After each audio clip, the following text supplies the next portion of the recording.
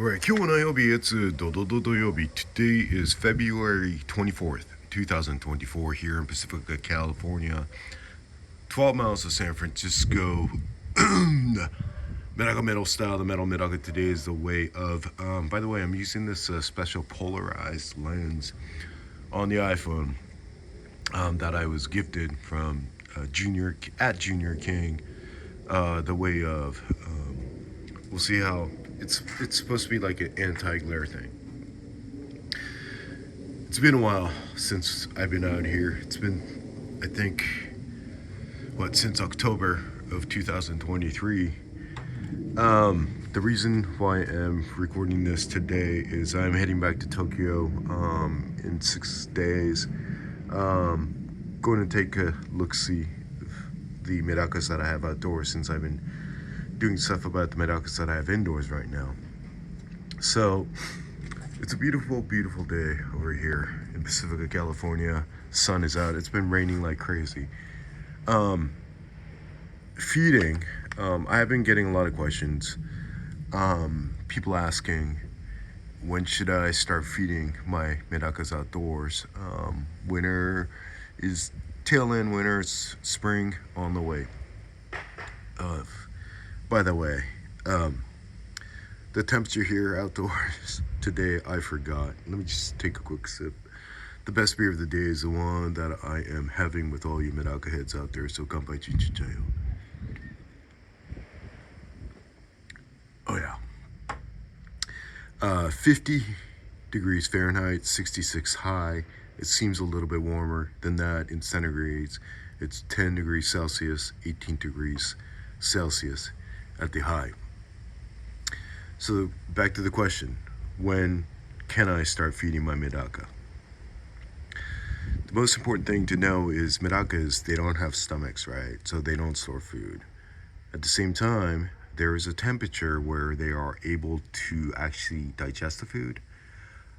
Because they are stomachache fish, it only takes about 2 hours for whatever that goes in their mouth to come out. Okay, it's about less than 2 hours, basically 90 minutes or so, in order for that to function properly without the food kind of getting lodged in their system, kind of like stuck just because their organs are not functioning properly. There is a temperature. The temperature is one of the most important things to monitor when you are keeping medakas indoors, both indoors and outdoors. I put up a video last year about the 44, 15, 60.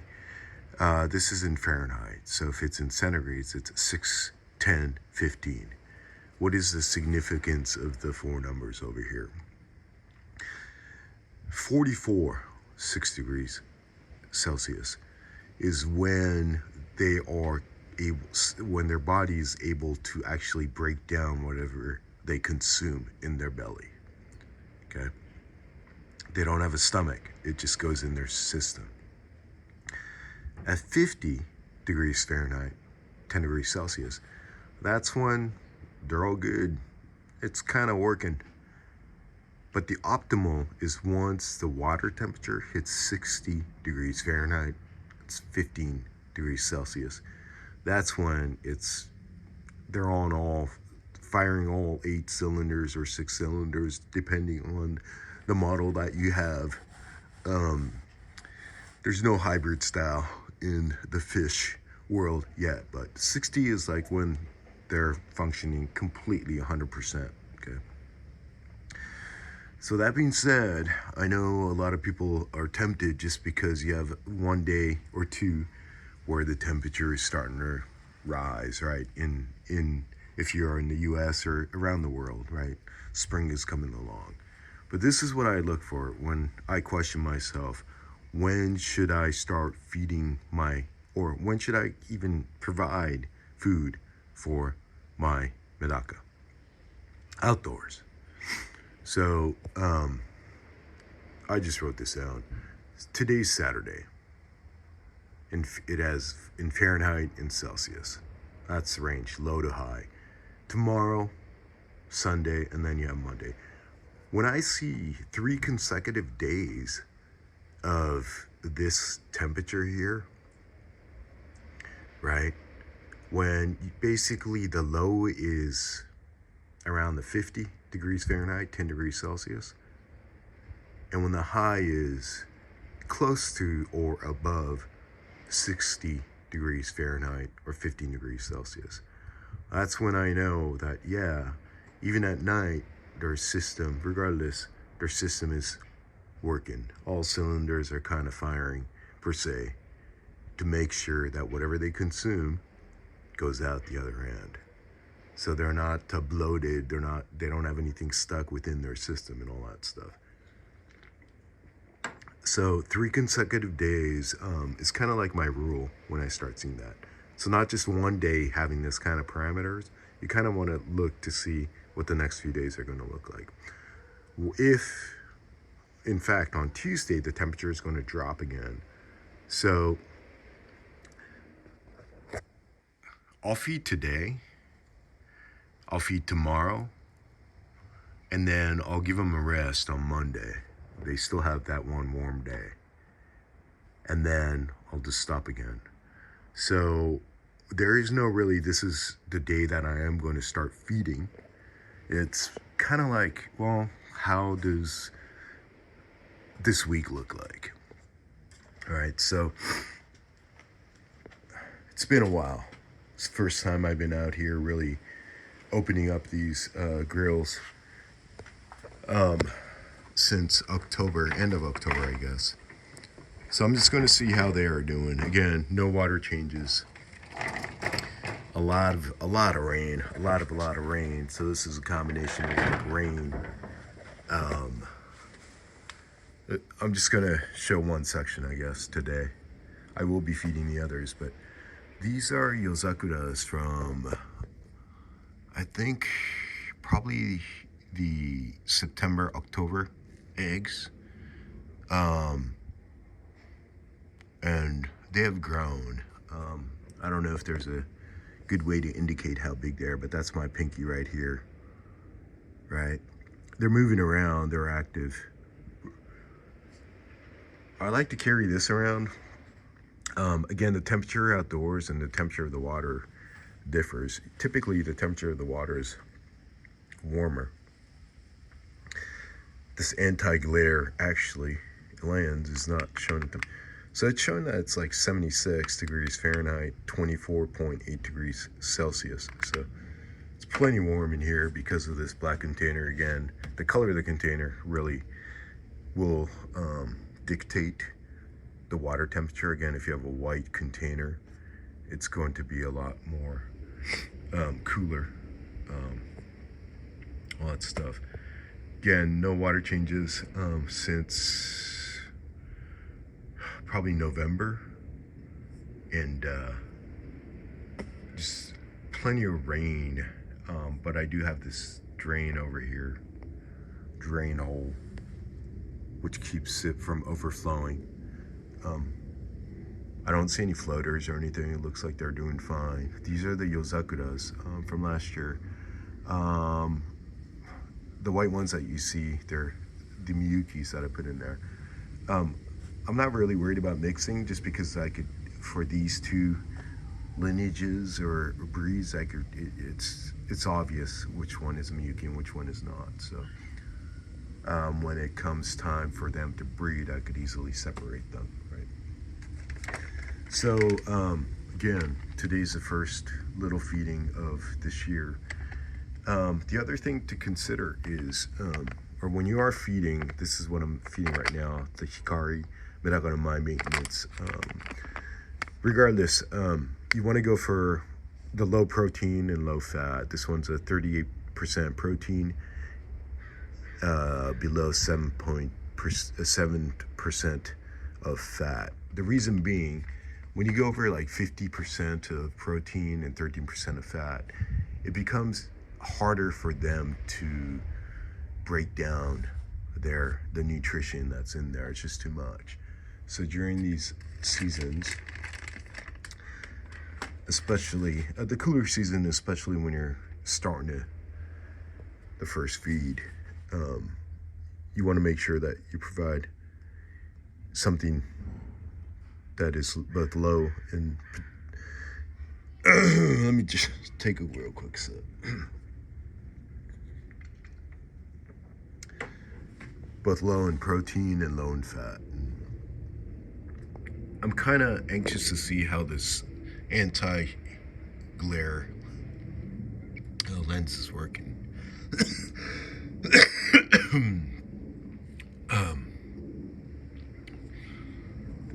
So, and again, I'll feed them today. I'll feed a little tomorrow, and then since the temperature is going to start dropping again on the 4th day, I'll probably stop. Just giving them a little bit. Yes, I don't see any floaters, so I'm sure there are some on the bottom that have passed, ones that were weak, unable to make it through the winter seasons outdoors. But you want to keep the strong genes, right? Regardless of how beautiful they are, if they don't have the strength to survive, regardless of which offsprings you choose to use as your male and female breeders, you're just going to get weak genes, right? So you want to keep the ones that are strong first, and then the conformation of the body, the structure, and then their looks and all that stuff. So, all right, let me see how the tub next to it's doing. These are like old school boys and girls. They have retired. I should move this. I don't know how the reflection's showing, but again, I have not seen these boys and gals in a long time. During the winter, when they are moving around, they're eating something in there. You know, they're able to find something in the tub through algae and all that stuff. That's why they're not super skinny, even though, I mean, they do eat. They'll find something. The ones over here, these are born probably closer to August or September of last year. That's why they're a little bit bigger than the first tub that I just showed. Just gonna put very little. It's really nice to see them again. Again, I think this tub right here, they're all Yozakuras, born last year, 2023, around August and September. So they've matured nice, size-wise.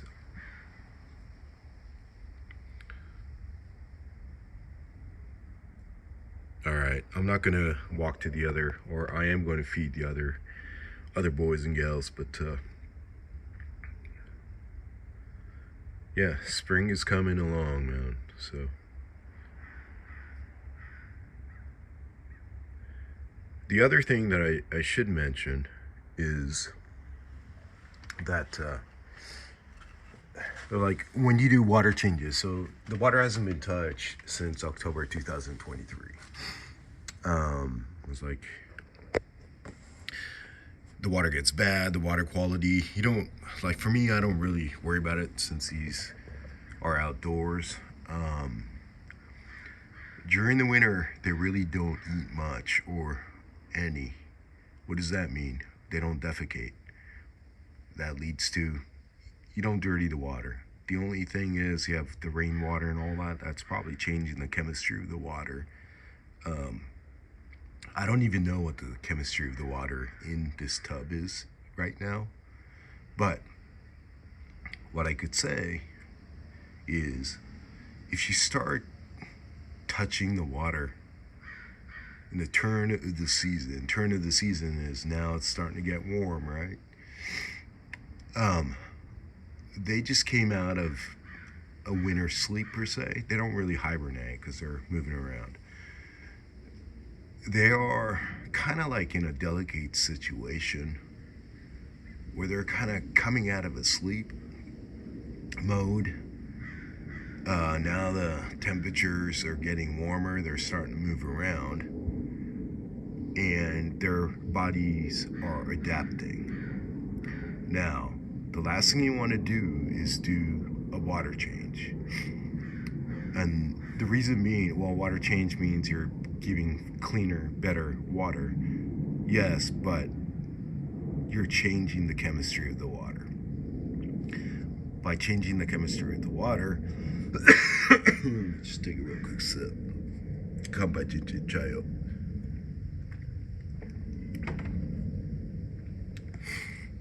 By changing the chemistry of the water, now they are having to adapt to that. Now, they're at a fragile kind of state right now, as is, dealing with the weather, temperature changes. Now, when you change the chemistry of the water, it puts more stress on their body. So, right now, if you do a water change, that pressure can cause deaths. So, I don't say I shouldn't have said deaths, but it is, yeah. A lot of people, they'll start changing water. Oh yeah, it's nice. Spring is coming around. I'm going to do a water change. And people will experience seeing a lot of floaters the next day. It's because it's just putting too much stress on these medakas that are at their most delicate stage or state of the term of their life, I guess. Right? I know that doesn't make sense, but term of the state, that's so, I don't even know what I'm talking about right now, but basically, they're delicate right now. You don't want any sudden changes. They're already dealing with the weather, right? Turn of the season. Just kind of leave them alone. Don't disturb the water, right? When you start seeing consistent weather, then start doing very minimal water changes. I'd probably start with 10% or 20 max. Don't do a 50%, don't do a complete 100% or 90 or anything drastic. You want them to gradually get used to the new water that you are providing them. So again, it's not hot yet. They're not eating too much. They're not pooping too much. Don't worry about them dirtying the water. Don't worry about the bacteria. That bad bacteria grows with heat, right? So now with the heat, with the temperature not being too high, you're not going to have to worry about the water getting really, really, really dirty fast. So again, minimalistic, just very little changes at a time. Don't rush it. They look fine right now, but just want to take it slow. So, all right, I think that's, yeah, I have a lot of work I have to do indoors in my tanks, getting prepared for leaving the place for 2.5 weeks, basically, getting things set up, auto feeders, water changes, etc., etc. So I'm going to tend to that, and hopefully I could upload something before I head back to Japan, so I could document what I'm leaving behind, and then when I do come back, hopefully I could document like what happened or what did not happen, or hopefully it's all good in the hood. Domo arigato.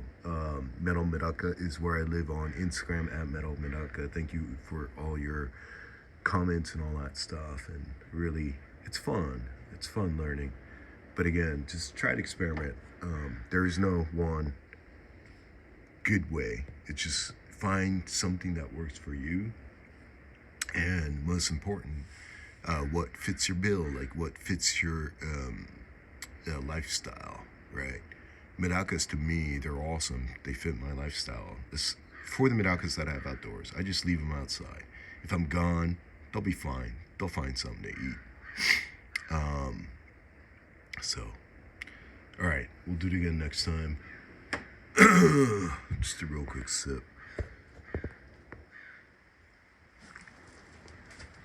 Again, if anything, just